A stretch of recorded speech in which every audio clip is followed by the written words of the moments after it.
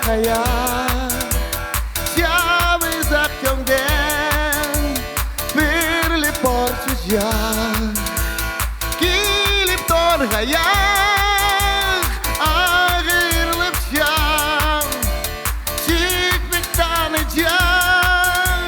anın sürün şam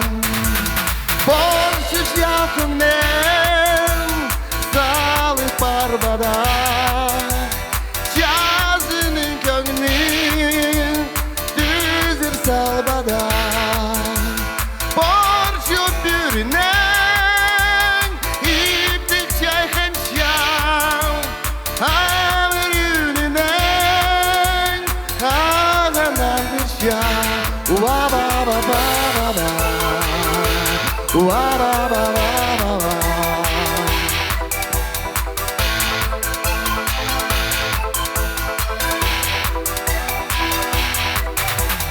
Birlik yazgıda eşin yemesti